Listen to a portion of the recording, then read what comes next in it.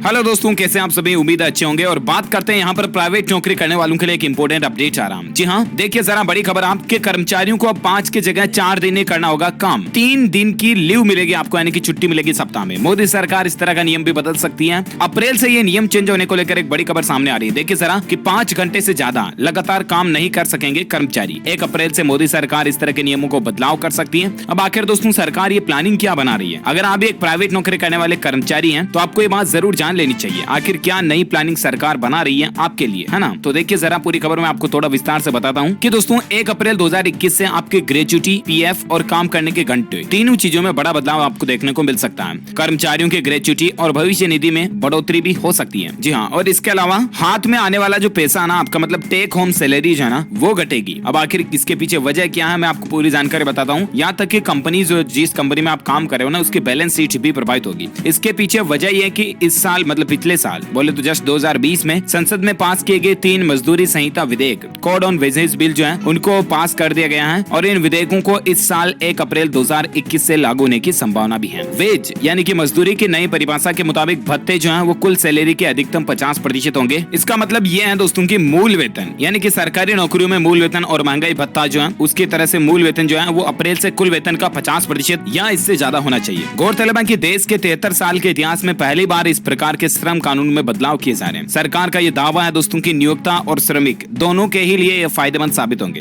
यानी कि जिस कंपनी के लिए रूल्स लागू होंगे वो कंपनी के लिए, और जो कर्मचारी उसमें काम करते हैं दोनों के ही लिए बेनिफिट यानी फायदे वाले होंगे ये नियम, ठीक है ना? अब इसमें प्रस्ताव क्या क्या है? एक तो काम के घंटे 12 घंटे बदलने का प्रस्ताव है। अभी आपको पता होगा फैक्ट्रीज वगैरह में कई जगहों पर नौकरी में 12 घंटे होते हैं, राइट? और कई जगहों पर दोस्तों काम करने के घंटे जो 12 से कम भी है। लेकिन अब सरकार जो है नए काम करने के अधिकतम घंटे को 12 घंटे करने जा रही है, क्योंकि कई जगहों पर मतलब ओवर टाइम ड्यूटी वगैरह को 12 घंटे से ज्यादा भी कर दिया जाता। और कई सारी कंपनीज तो 1-2 घंटे एक्स्ट्रा काम करने के ओवर टाइम के पैसे भी नहीं देती, राइट? तो अब ऐसे में मौजूदा नियम में 30 मिनट से कम समय को ओवर टाइम योग्य नहीं माना जाता है। लेकिन नया ड्राफ्ट जो है उसमें 30 मिनट को भी ओवर टाइम में माना जाएगा। 15 से 30 मिनट भी अगर आप अतिरिक्त काम करते हो ना कहीं पर भी, तो उसको ओवर टाइम माना जाएगा और आपको एक्स्ट्रा सैलरी भी मिलेगी, ठीक है ना? अब आपका मूल वेतन कैसे घटेगा और पीएफ कैसे बढ़ेगा, इसका गणित समझिए जरा कि नए ड्राफ्ट रूल के मुताबिक मूल वेतन कुल वेतन का 50% या अधिक होना चाहिए। इससे ज्यादातर कर्मचारियों की वेतन संरचना बदलेगी, क्योंकि वेतन का गैर भत्ते वाला हिस्सा आमतौर पर कुल सैलरी के 50% से कम होता है। वहीं कुल वेतन में भत्तों का हिस्सा और भी ज्यादा हो सकता है। मूल वेतन बढ़ने से आपका पीएफ भी बढ़ेगा, और पीएफ मूल वेतन पर आधारित होता है। कहने का मतलब मूल वेतन बढ़ने से पीएफ बढ़ेगा, जिसका मतलब है कि टेक होम या हाथ में आने वाला वेतन तो कम होगा, लेकिन ओवरऑल अगर आपका ईयरली पैकेज देखा जाए ना तो वो बढ़ जाएगा। समझ रहे हो ना? कहने का मतलब मंथली सैलरी अभी मान लीजिए आपकी